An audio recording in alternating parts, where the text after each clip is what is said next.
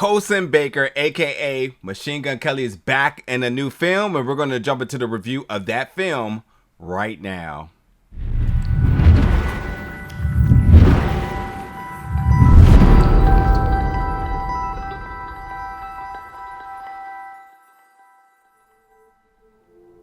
What's up, folks, and welcome back to the channel today for another review. And today we're going to be reviewing the new film Taurus, which is going to be in theaters, on demand, and digital November 18th.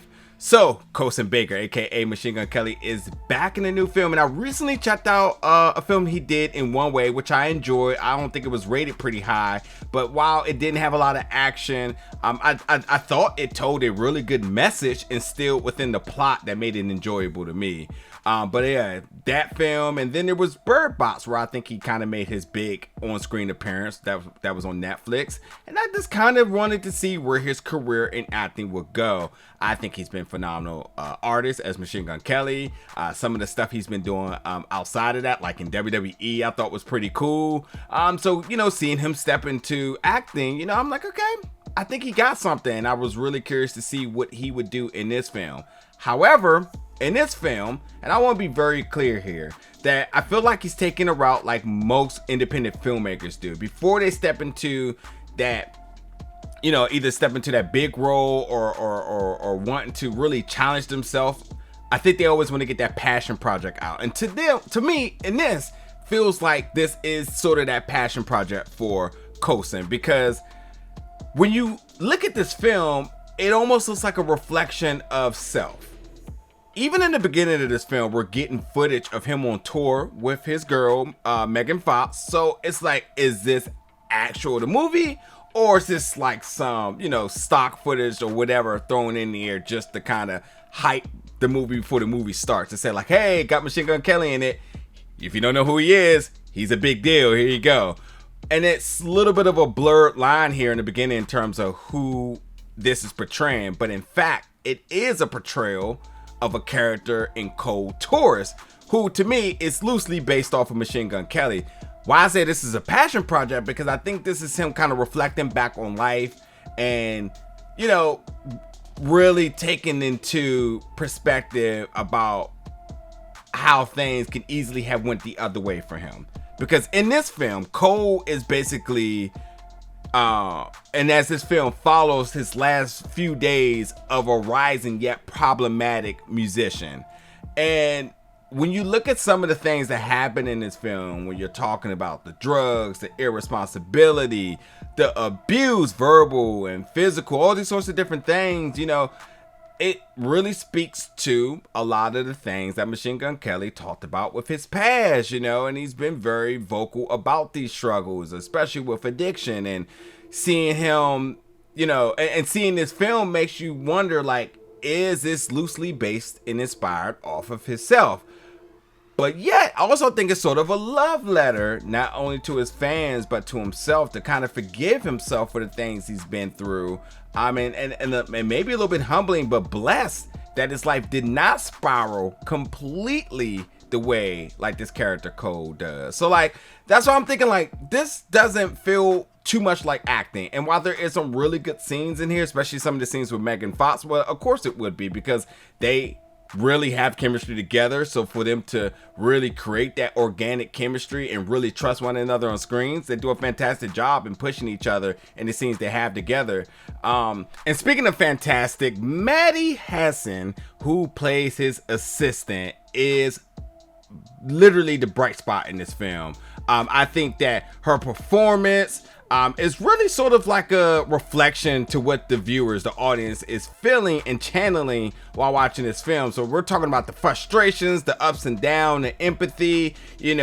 Maddie playing Ayana is truly the must-watch aspect of this film. I thought she was fantastic and really stood out amongst everybody else. So I definitely want to make sure I mention that. Yeah, when you see this relationship between sort of Cole and his assistant, it is a really cringy thing to watch.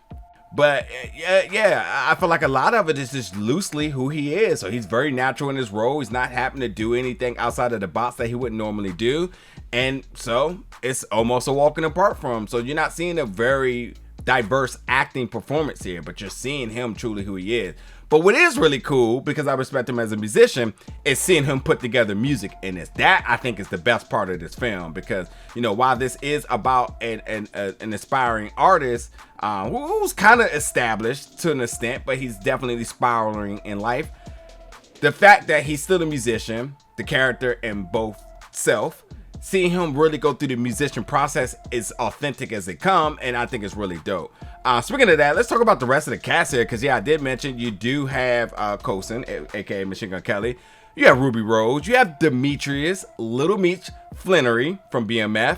Lil TJ, Naomi Wiles, and as I mentioned, his girl in Megan Fox. So you know, you got some names in here that you are familiar with, and I think everybody plays roles that, you know, doesn't demand a lot of them. You know, mostly this is really about Colson and Cole, you know, and in this, again, you're gonna have him have moments that's focused on drugs, his irresponsibility, him and his assistant, who his assistant pretty much becomes his mother at times, but he's completely abusive to her.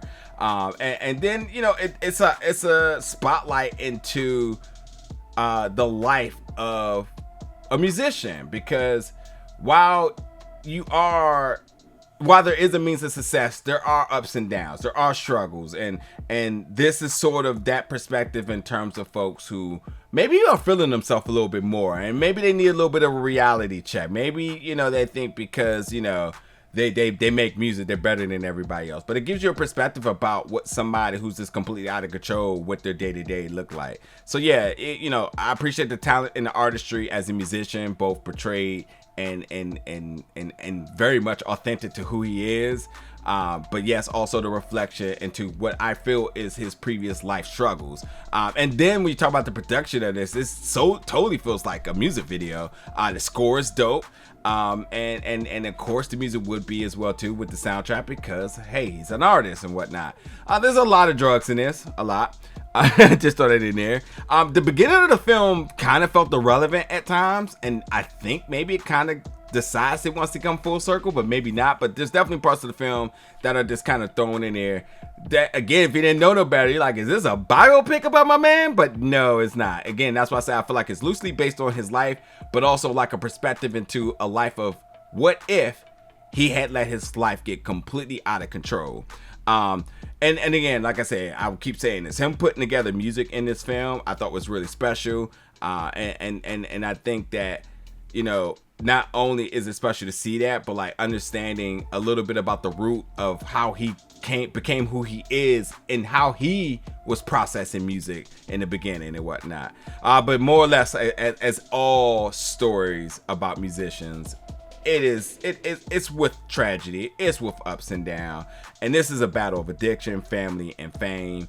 And I think that, you know, this movie not only is a little bit of a love letter to his fans, but to himself, and almost like forgiveness to himself for the things that he's been through. But I also think it may be to help somebody else to not make these same mistakes. So I see the good in there for that. So like, I didn't think this film was like overly good. I didn't think it was overly bad. I just thought it was kind of somewhere in the middle. And I think if you enjoy this cast, you'll be very much in the door for that reason alone. But other than that, it just comes off as a story written and directed by Tim Sutton, who again I think worked really closely with Colson to say like, hey, if you got a passion project here, let's do it. If you got a story you want to tell, then let's do it. And I think I'm still very much interested to see what else Colson does beyond this. But like I said, this was more or less just about the reflection of, you know, inspired by his life, but truly what his life could be if it went completely off the rails, and hopefully that it helps somebody. So, but yep, check it out. Taurus in theaters on demand digital November 18th, folks. Jump in the comments, let me know your thoughts about it when you do. And as always, stay tuned for more reviews very soon.